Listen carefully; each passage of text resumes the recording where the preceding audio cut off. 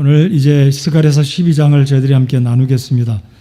스가랴 이제 12장을 마치면 13장, 14장 두 장을 남겨두고 있습니다.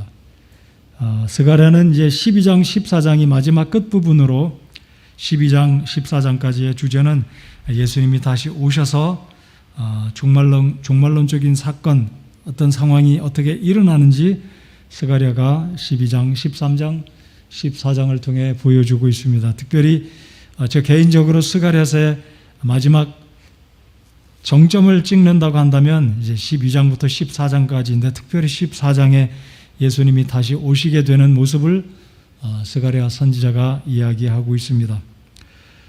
오늘 12장에서는 예루살렘에 전쟁이 있을 것이고, 예루살렘을 특별히 이스라엘 백성들을 향한 이 세계 열방들이 공격을 하게 되지만 하나님이 이스라엘 백성들을 건져 주실 것을 스가랴 선지자가 말씀해 주고 있습니다. 스가랴서 이제 9장부터 14장은 스룹바벨이 성전 공사 제2성전을 건축을 완료하고 약 40년의 세월이 흐른 주전 465년경이 되겠습니다. 예수님이 오시기 전 516년에 스룹바벨에 의해서 남유다 백성들이 제2의 성전을 완공을 했고, 그 이듬해 515년에 성전을 하나님께 봉헌해 드렸고, 그로부터 이제 40년이 흐른 시기가 12장 이후의 배경이 되겠습니다. 자, 1절을 한번 보시면 스가랴가 말하고 있는 하나님에 대한 묘사는 어떻습니까? 이스라엘을 위한 주의 말씀의 엄중한 부담이라. 이 부담이라는 의미는 짐이 된다는 의미가 되겠습니다.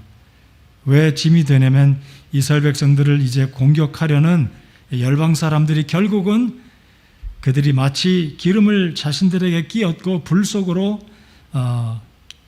들어가 오히려 본인들이 불에 타 멸망을 하는 그런 모습이기 때문에 스가랴 선지자는 하나님의 백성들을 공격하고 전쟁을 일으키려 하는 사람들에게는 이게 엄중한 부담의 말씀으로 이제 스가랴가 장차 일어날 이 사건을 바라보며 선포하는 엄중한 분위기의 말씀을 이제 스가랴가 선포하고 있습니다. 우리 하나님을 어떻게 선포하고 있습니까? 하나님에 대해서 하늘들을 펼치고 땅에 기초를 놓으며, 즉 스가랴는 우리 하나님께서 천지 만물을 창조하신 위대하신 그리고 전능하신 하나님 되심을 선포하고 있습니다. 여러분, 우주가 얼마나 큽니까? 하늘들을 펼쳤다. 땅에 기초를 놓으신 분이 바로 우리 하나님 아버지가 되심을 스가랴가 선포하고 있습니다. 두 번째로 1절 하반절에 보시면 우리 각 사람은 하나님에 의해서 어떻게 지음받았다고 이야기하고 있습니까? 사람 속에서 사람의 영을 짓느니, 각 사람들 속에 하나님께서 창세기 2장에 있는 7절의 말씀을 보면 코에 생기를 불어넣을 때 살아있는 생명이 되었다는 말씀과 같이 우리 하나님은 각 사람들 속에 영을 짓는 생명을 지어주신 창조주 하나님이 되심을 스가랴가 선포하고 있습니다. 이 1절의 말씀을 오늘 설교 끝부분에 가서 다시 돌아와서 살펴보겠습니다. 이제 2절부터 예루살렘에 전쟁이 일어날 것을 스가랴 선지자가 예언하고 있습니다. 그러니까 이 12장은 마지막 때 세상의 종말에 예수님이 오시기 직전에 있을 상황들을 12장, 13장, 14장에서 이야기하고 있습니다. 14장을 잠깐 넘어가서 한 구절을 살펴보겠습니다. 제가 왜 스가랴서의 핵심 클라이막스와 같은 장이 14장이라고 말씀을 드렸냐면 14장 1절부터 주님의 날을 이야기하고 있습니다. 특별히 4절을 다 같이 한번 읽어보겠습니다. 4절, 스가랴 14장 4절을 읽겠습니다. 시작. 그날에 그분의 발이 예루살렘 앞 동쪽에 있는 올리브산 위에 설 것이요, 올리브산이 거기에 한가운데서 동쪽과 서쪽으로 갈라짐으로 심히 큰 골짜기가 생길 것이며, 그 산의 반은 북쪽으로 그 산의 반은 남쪽으로 이동하리라. 엄청난 지진이 일어나서 감람산이 쪼개어지고 천지가 개벽되어지는 놀라운 사건을 스가랴가 예언으로 말씀하고 있습니다. 그래서 12장, 13장, 14장은 예수 그리스도가 오시게 되면 온 세상이 지질학적으로, 환경적으로, 영적으로 어떤 변화가 있을 것인지 스가랴가 이야기하고 있는데, 이제 12장에서는 온 세계 열국들이, 이 이방 민족들이 이스라엘을 공격할 것을 이야기하고 있습니다. 지난주에 제가 11장을 여러분과 함께 살펴보면서 우리 하나님께서 메시아를 거절했던 이 이스라엘 백성들을 향해서 두 막대기, 11장 7절에서 말씀하신 목자의 제구 가운데 하나인 이 막대기, 아름다움이라고 하는 막대기와 연합이라고 하는 막대기를 하나님께서 부러뜨리심으로 이 이스라엘 백성들의 그 메시아를 배척하고 거절한 그것에 대한 하나님의 마음을 이렇게 하나님의 심정을 표현하였다라고 11장을 살펴보았습니다.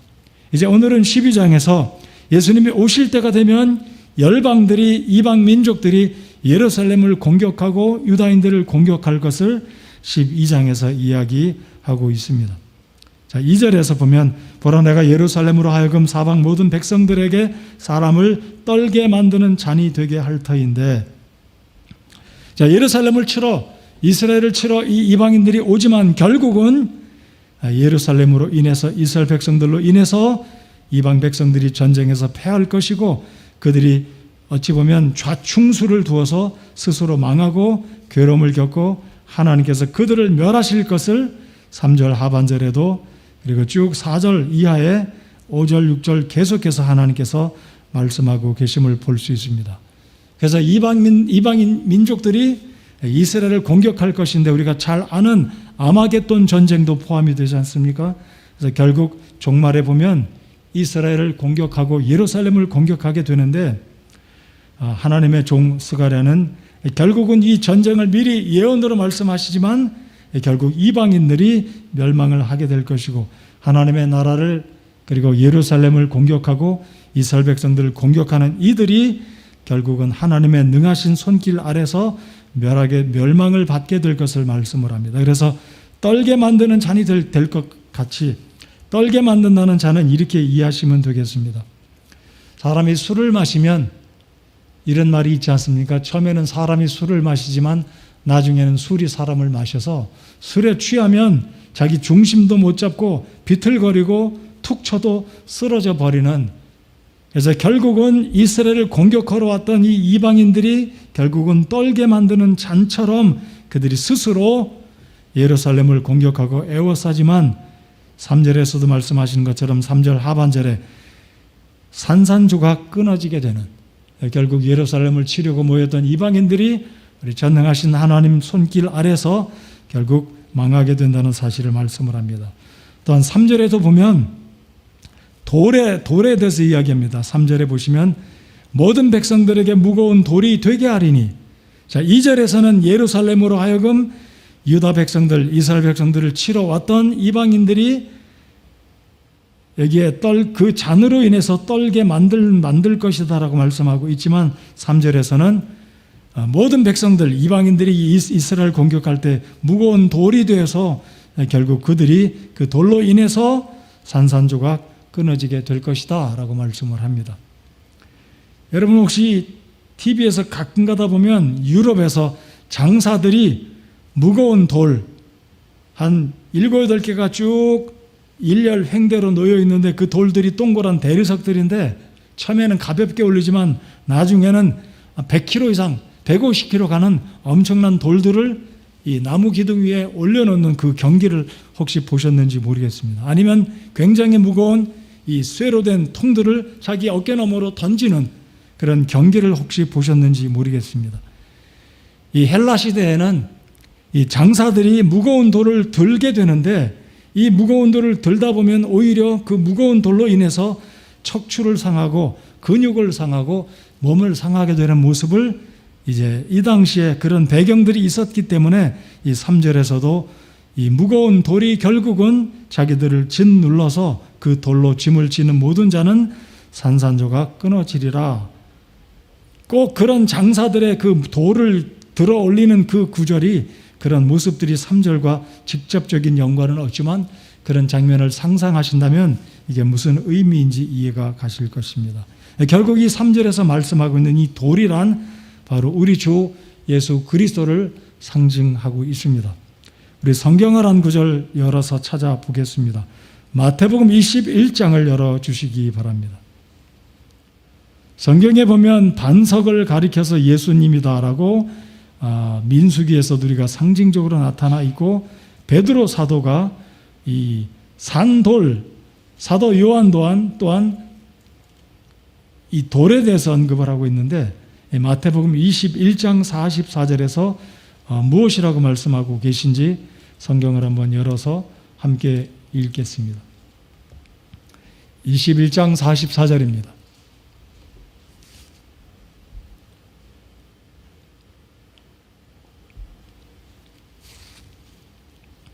같이 읽겠습니다. 시작.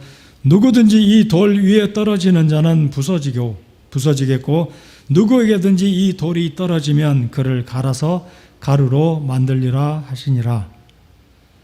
여기서 말하는 돌은 우리 주 예수 그리스도를 말씀합니다.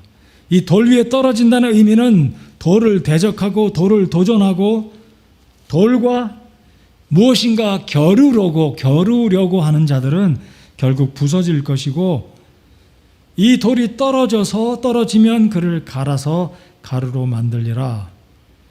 이 장면을 생각할 때 우리가 제일 쉽게 연상이 될 수 있는 장면은 다니엘서 2장에 느부갓네살 왕이 꿈을 꾸었을 때 큰 신상을 보지 않았습니까? 머리가 금이고 가슴은 은이고 배는 동이고 허벅지 이하는 철이고 그리고 무릎 이하로 발까지는 철과 흙이 섞여 있는 굉장히 신기한 이 신상을 보았을 때 갑자기 사람의 손으로 다듬지 않은 돌이 공중에 떠올라서 그 신상을 쳐 부수는데 온 세상이 결국은 돌이 세상을 뒤덮었다는 그 다니엘서 2장에 나오는 느부갓네살 왕의 꿈, 그 환상을 우리가 기억할 것입니다.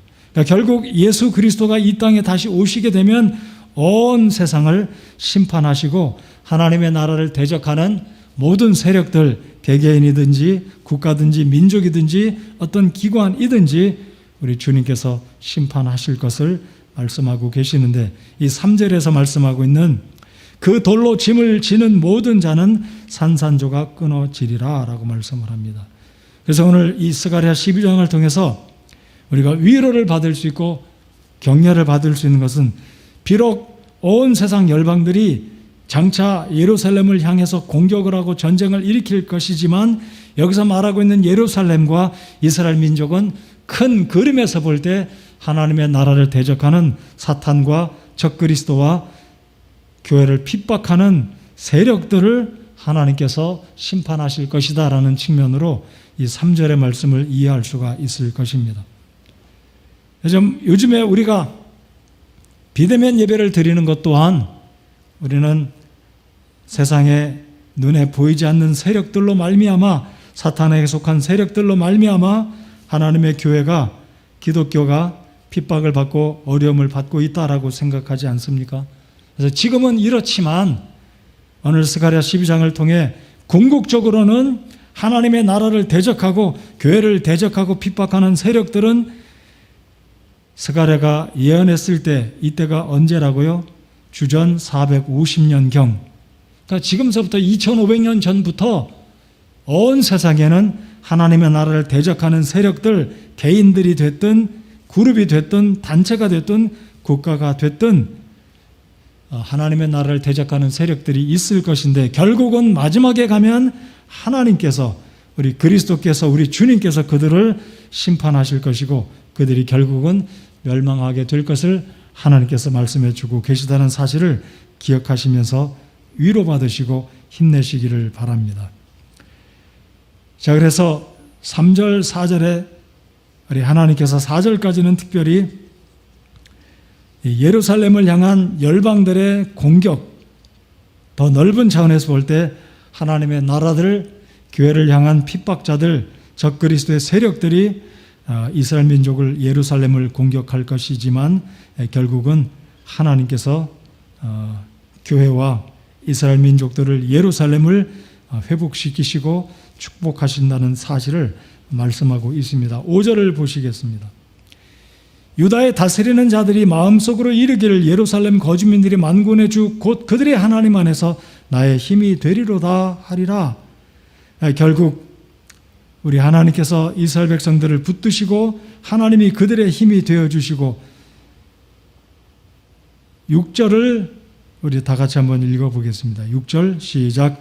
그날에 내가 유다에 다스리는 자들을 나무 가운데 있는 화로 같게 하며 곡식 단속의 횃불 같게 하리니 그들이 오른쪽과 왼쪽과 사방의 모든 백성들을 삼킬 것이요 예루살렘에 다시 사람이 거주하되 그것의 본래 자리 곧 예루살렘에 사람이 거주하리라.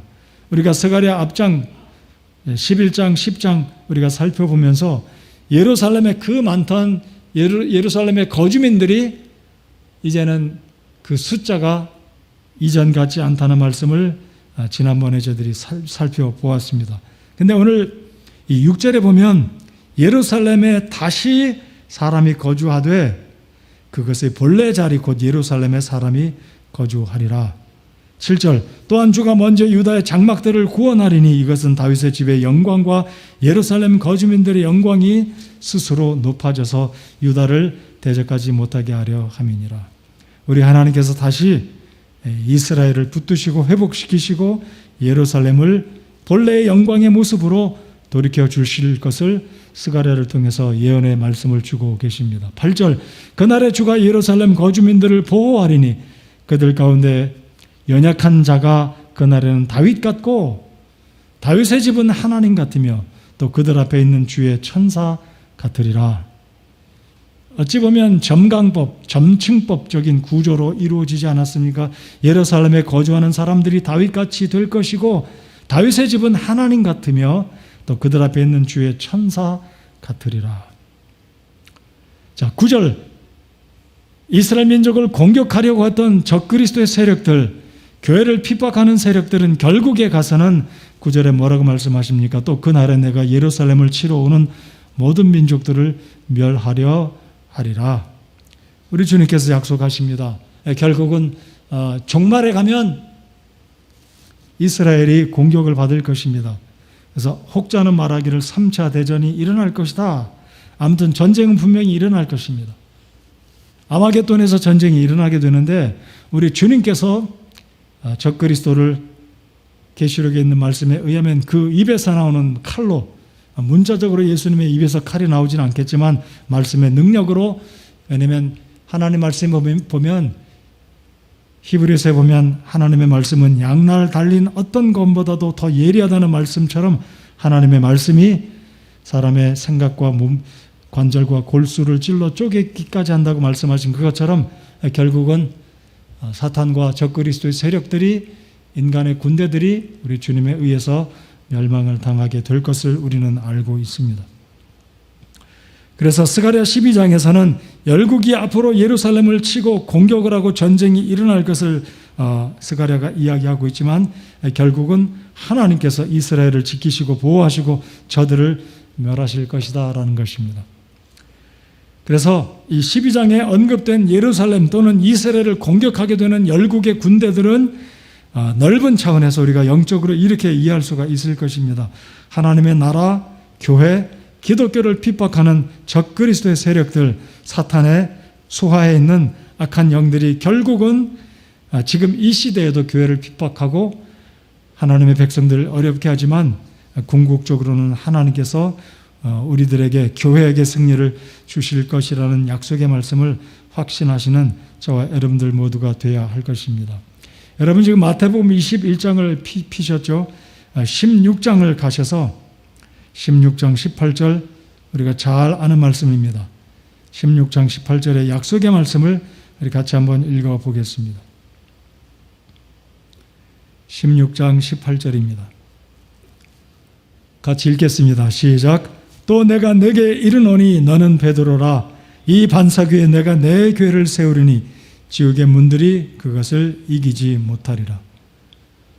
우리 주님께서 교회를 세워주셨습니다. 이 교회는 어떤 것에 의해서도 심지어 지옥의 문들이, 악한 자의 세력들이, 적그리스도나 사탄의 세력들이, 그의 기운이, 그의 능력이 예수 그리스도의 교회를 물리치지 못하고 승리하지 못한다는 영원한 놀라운 약속을 우리 주께서 해 주셨습니다. 참 시대를 맞아서 저희들이 비대면 예배를 이렇게 또다시 드리고 있게 되고 앞으로 코로나가 언제 멈출지 모르겠습니다. 어떤 유튜브의 내용을 보면 의도적으로 코로나19를 누가 조작했다는 말도 있는데 잘 모르겠습니다. 이것이 하나님이 우리에게 징계를 하고 계시는 것인지 아니면 악한 영 사탄이 문제들을 일으켜서 하나님의 나라와 교회를 핍박하고 있는 것인지 저희들이 알지는 못하지만 우리가 분명히 확신해야 될 것은 이 모든 것들을 하나님이 다스리시고 주관하시고 하나님께서 컨트롤 하신다라는 것을 믿고 확신하시기 바랍니다. 영어 표현에 보면 그러잖아요. 하나님께서 in charge가 되신다. in charge. 차지란 말은 감독한다는 의미인데 하나님이 이 세상에 일어난 모든 일들이 어떤 일이 일어날지라도 하나님이 여전히 우리 눈에는 보이지 않지만 이해가 잘 안 되지만 하나님이 컨트롤하고 계시고 하나님이 다스리시고 장관하고 계신다는 것 우리가 믿고 확신해야 하겠습니다. 그래서 오늘 스가랴 12장을 통해서 우리가 알 수 있는 것은 하나님의 나라를 세력하는 하나님의 나라를 공격하고 비판하는 이 세력들은 여전히 지금도 활동하고 있고 예수님이 오실 때가 되면 더 심해질 것이라고 예측할 수 있습니다. 그렇지만 우리가 힘들지라도 어렵고 힘들지라도 우리가 확신해야 되는 것은 오늘 스가랴 12장을 통해서 주님이 말씀하신 것처럼 주님께서 9절에 보십시오. 또 그날에 내가 예루살렘을 치러 오는 모든 민족들을 멸하려 하리라. 그래서 하나님께서 놀라운 사실들로 우리 약속해 주시는 것은 하나님의 교회와 기독교를 핍박하는 자들이 있을지라도 악한 사탄 마귀가 굶주린 사자처럼 두루 다니며 삼킬 자를 찾을지라도 궁극적으로 하나님은 하나님의 백성들을 지키시고 교회를 지키시고 승리를 이루셨기에 우리에게 승리를 주신다는 확신을 가지고 힘들지만 힘내시고 기쁨 가운데 주님 바라보시는 우리 구원받은 성도들과 우리 교회가 되어야 할 것입니다. 자, 그래서 이제 9절까지는 1절부터 9절까지는 예루살렘을 공격하러 오는 장차 열방의 민족들이 나라들이 예루살렘 이스라엘을 공격할 것이지만 하나님이 그들을 멸하실 것이고 예루살렘을 회복시키실 것이고 유다 백성들을 이스라엘 백성들을 축복하신다는 이 스가랴의 예언의 말씀을 오늘 이 시대를 살아가면서 어려움과 핍박이 있는 우리들 이 시대이지만 하나님을 신뢰하는 이 스가랴를 통해서 하나님이 우리에게 주시는 예언의 말씀을 확신하고 붙들고 살아가는 우리가 되어야 할 것입니다. 그리고 이제 10절부터는 하나님께서 놀랍게 어떤 복을 또한 언급하고 계시냐면 10절을 다 같이 한번 읽어보겠습니다. 10절 시작. 내가 다윗의 집과 예루살렘 거주민들 위에 은혜의 영과 간구하는 영을 부어주리니 그들이 나 곧 자기들이 찌른 나를 바라보고 사람이 자기 외아들을 위하여 애곡하듯 그를 위하여 애곡하며 사람이 자기의 처음 난 자를 위하여 쓰라리게 슬퍼하듯 그를 위하여 쓰라리게 슬퍼하리로다. 이 말씀이 무슨 뜻이겠습니까? 나 곧 자기들이 찌른 나를 바라보고, 여기서 나는 스가랴가 아닙니다.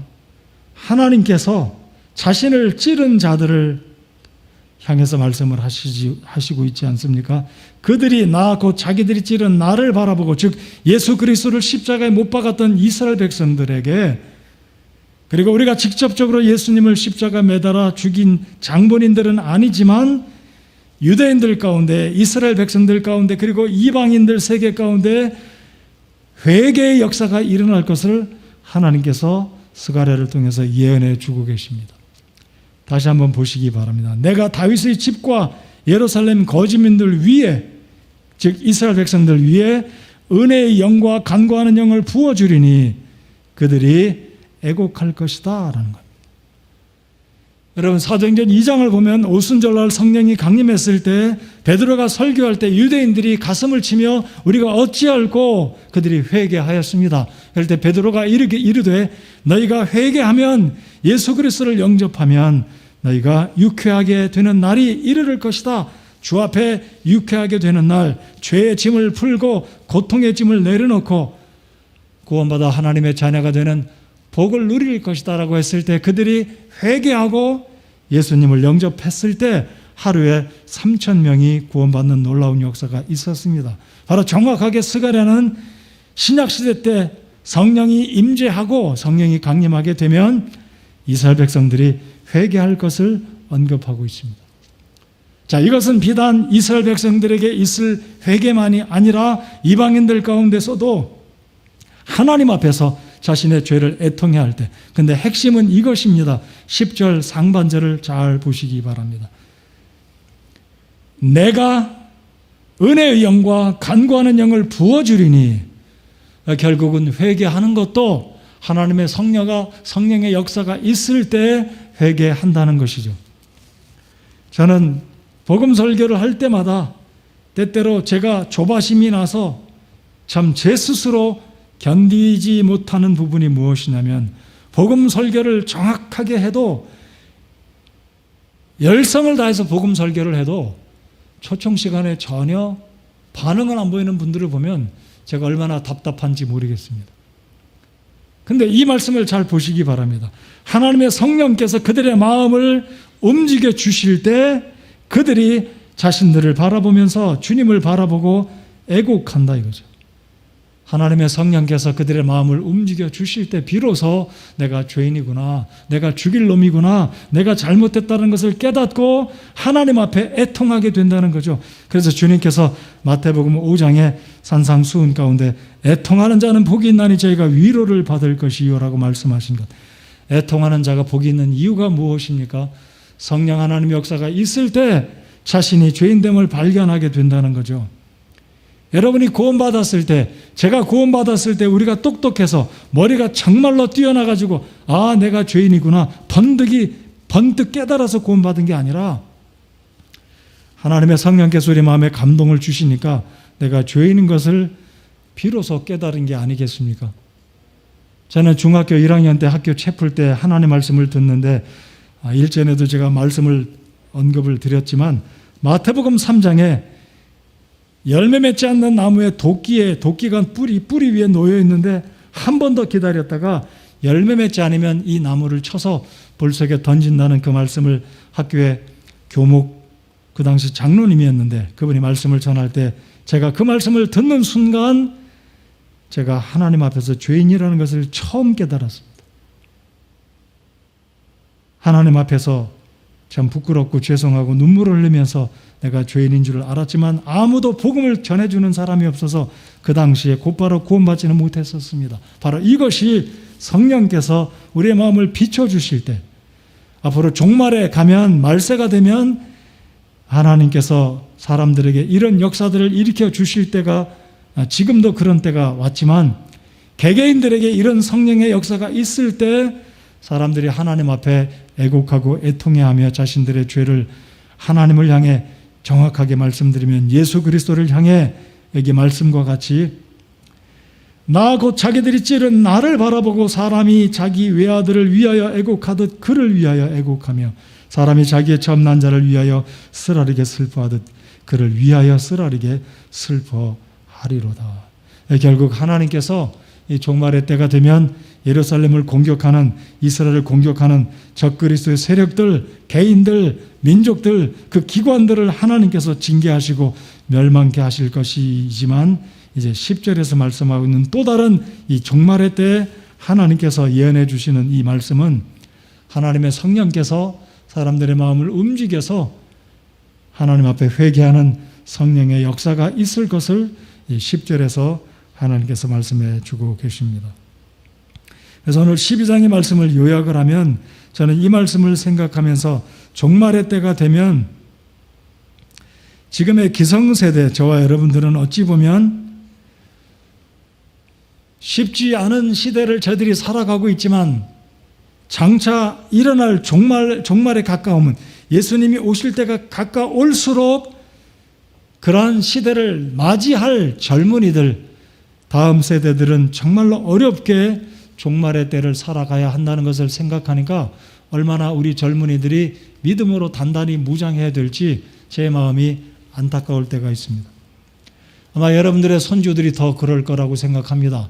지금 기성세대는 이제 얼마 안 있으면 우리가 하나님 부르시면 우리가 천국에 가지만 예수님이 더디 오신다면 지금 기성세대들 이후에 청년들은 앞으로 핍박을 만나고 기독교를 박해하고 동성애를 인정하고 우리 한국 사회에서 끔찍한 일들이 벌어진다면 예수님 믿는 이 믿음 생활 자체하는 게 자체가 얼마나 힘들까, 이것을 생각해 보니까 우리 젊은이들 더욱더 믿음으로 무장할 수 있는, 오늘 이 시간 집에서 예배를 드리는 우리 청년들, 지금 3층에서도 우리 청년들이 말씀을 듣고 있는데, 우리 기성세대는 그래도 힘들지만 그래도 우리 기성세대는 지금까지 믿음 생활해서 그래도 이제 머지않아 주님이 우리를 불러가시면 험한 모습 보지 않고 천국에 갈 것입니다.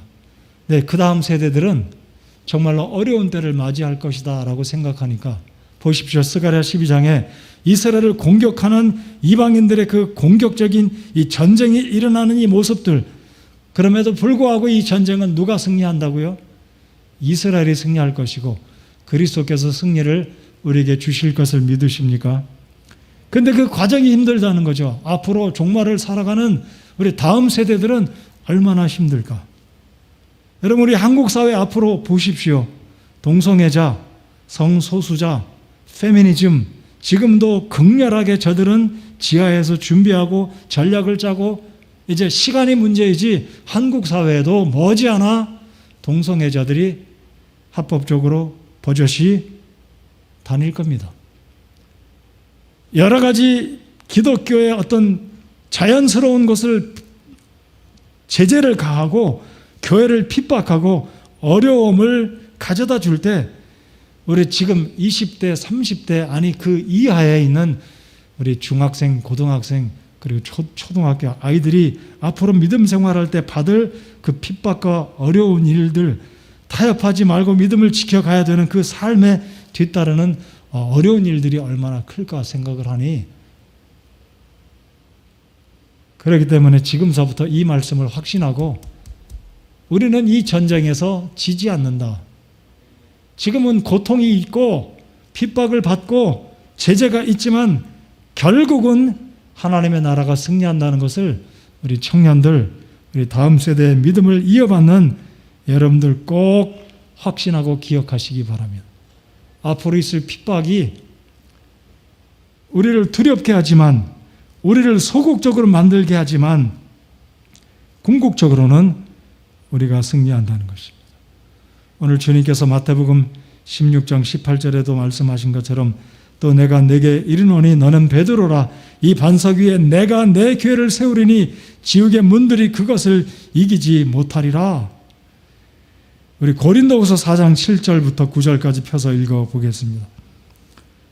말씀을 두 곳을 펴서 읽어보고 오늘 스가랴 12장 말씀을 마치겠습니다. 고린도후서 4장 7절부터 9절까지 보겠습니다. 우리 다음 세대들의 믿음을 지닌 우리 청년들 마음속에 단단히 무장하시기 바랍니다. 앞으로 여러분들이 믿음 생활해 나갈 우리 한국 사회에서는, 이 지구촌에서는 앞으로 교회들을 향해서, 그리스도인들을 향해서 여러 가지 갖은 해괴한 방법으로 핍박하고 조롱하고 공격할 것입니다. 그렇지만 두려워하지 말고 이 싸움은 하나님께서 승리를 보장해 주신다.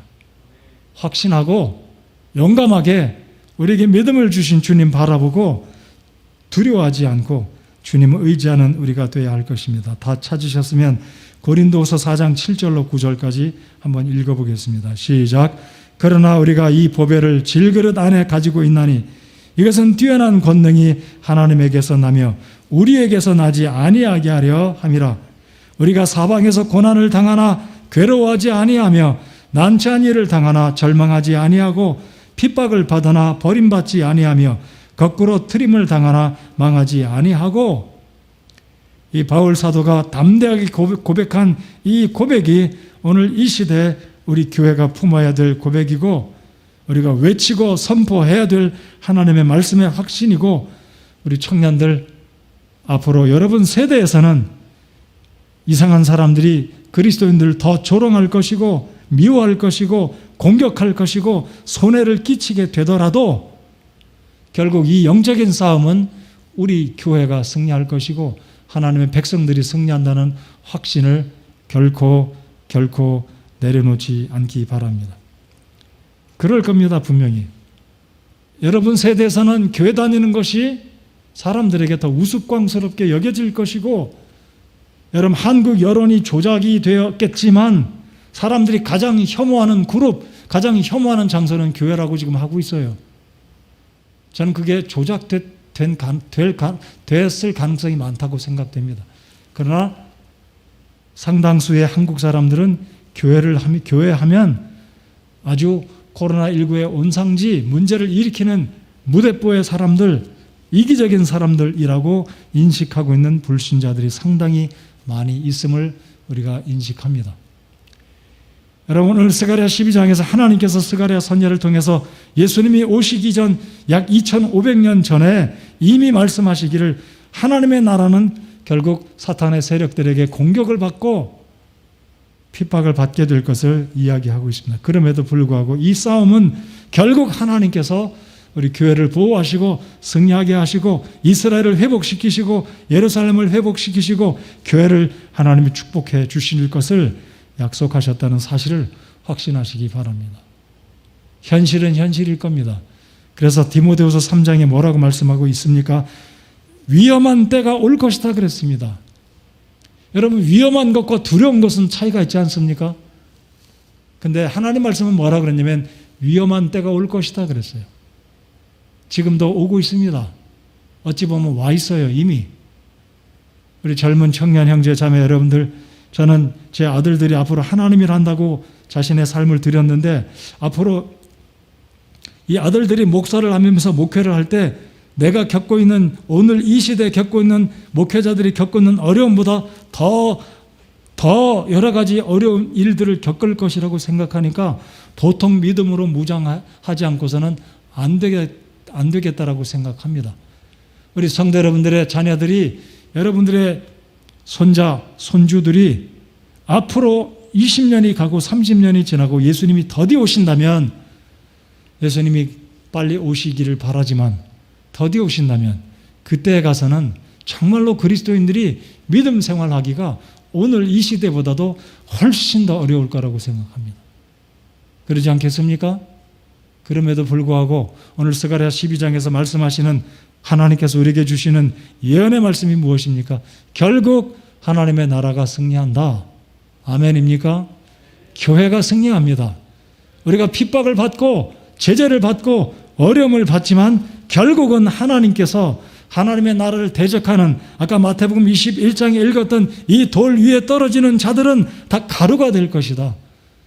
바울 사도가 말했지만 우리가 죽임을 당하는 자 같고 가난한 자 같고 사방에 우겨쌈을 당한 것 같지만 결국 우리가 고난을 당하지만 괴로워하지 않고 난처한 일을 당하지만 절망하지 않고 핍박을 받으나 버림받지 아니하며 거꾸로 트림을 당하나 망하지 아니하고.